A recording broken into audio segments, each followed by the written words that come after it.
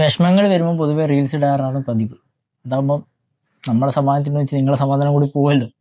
അപ്പോൾ ഇന്നത്തെ ഒരു കാര്യം എന്താണെന്ന് വെച്ചാൽ, ഞാൻ അച്ഛന് ഒരു റീചാർജ് ചെയ്ത് കൊടുത്തിന്. ഫെബ്രുവരി 8-ാം തീയതി ഒരു മാസത്തെ റീചാർജ് മാത്രമേ ചെയ്ത് കൊടുത്തിട്ടുള്ളൂ. പക്ഷേ അതിൻ്റെ വാലിഡിറ്റി ഇപ്പോൾ അവസാനിച്ചിട്ട് കാണുന്നു. ഇന്ന് ഫെബ്രുവരി 22 ആയിട്ടുള്ളൂ. ഒരു മാസത്തേത് ഇപ്പോൾ ഫെബ്രുവരി 8 തൊട്ട് 22 വരെ ഏകദേശം ഒരു എത്ര ദിവസമായിട്ടുണ്ടോ, 13-14 ദിവസമായിട്ടുള്ളൂ. അപ്പോഴത്തേക്ക് അതിന്റെ വാലിഡിറ്റി കഴിഞ്ഞെന്നാ പറയുന്നത്.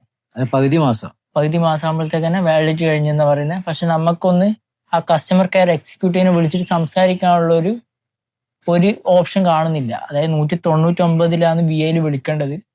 അതുപോലെ 198-ലും വിളിച്ചു നോക്കി. എന്ത് പറഞ്ഞാൽ ഇവർ ഇങ്ങോട്ടേക്ക് പറയുന്ന സാധനങ്ങൾ ഒന്നാമർത്തു രണ്ടാമർത്തു ആ സാധനങ്ങളല്ലാണ്ട് നമ്മുടെ കസ്റ്റമർ കെയർ എക്സിക്യൂട്ടീവായിട്ട് സംസാരിക്കാനുള്ള ഒരു ഓപ്ഷൻ പണ്ടുണ്ടായിരുന്ന ഒരു ഓപ്ഷൻ അതിപ്പോൾ ഇല്ല.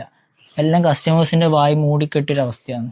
നിങ്ങൾ എന്തായാലും നെറ്റ് ഇല്ലാണ്ടിരിക്കുമ്പോൾ റീചാർജ് ചെയ്യുമെന്ന് അറിയുന്നതുകൊണ്ട് തന്നെ അങ്ങോട്ടേക്ക് ഒന്നും പറയണ്ട. അല്ലെങ്കിൽ ഇത് ശ്രദ്ധിക്കാണ്ട് പോകുന്നവർ കുറേ ആളുണ്ടാവും.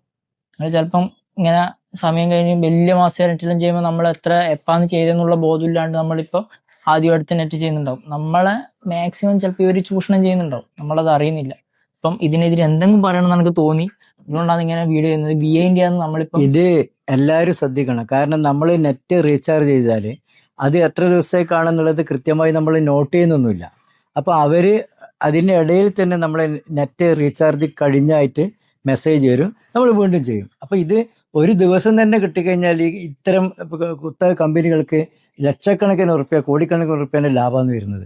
അപ്പൊ അതുകൊണ്ട് എല്ലാവരും ശ്രദ്ധിക്കണം. നമ്മളൊരു 208-ന്റെ ചെയ്തിയാണെങ്കിലും ഇതുപോലത്തെ കുറേ ആൾക്കാർ ഇവർ പറ്റിക്കുന്നുണ്ട്. അതേപോലെ കുറേ പൈസ ഇവർ ഉണ്ടാക്കുന്നുണ്ടാവും. നമ്മളിതൊന്നും അറിയാണ്ട് ഇങ്ങനെ റീചാർജ് ചെയ്തുകൊണ്ടേയിരിക്കും. VIന്റെ കാര്യമാണ് ഞാനിപ്പം പറയുന്നത്, ബാക്കിയുള്ളതിന്റെ കാര്യമൊന്നും ഞാൻ പറയുന്നില്ല.